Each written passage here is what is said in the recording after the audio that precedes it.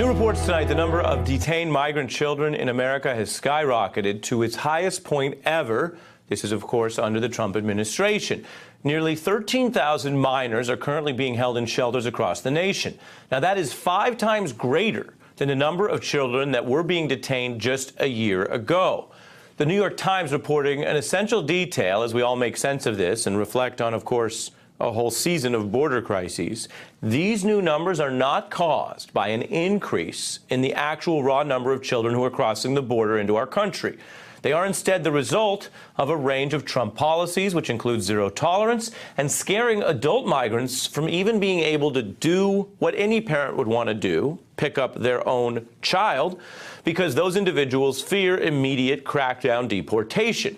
And the kids being held at these more than 100 centers around the country are in a range of conditions and desperation. Some of the centers, we're told, are nearing capacity. The Trump administration, however, announced plans this week that it will triple the size of a facility in Texas that is known as one of the infamous, quote, tent cities, which of course suggests the White House is not looking to lower these numbers anytime soon.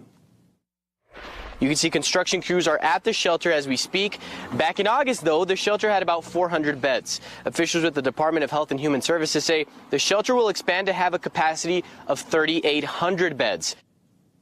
The Trump administration also has a plan to pay the Mexican government $20 million for deporting up to 17,000 Central American people who were in Mexico in an undocumented manner, so they would be cut off from potentially ever reaching the United States.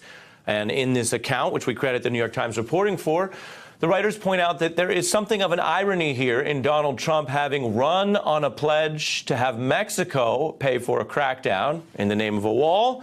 On this particular policy, beyond the humanitarian questions, it is Donald Trump's administration with a new plan to pay Mexico.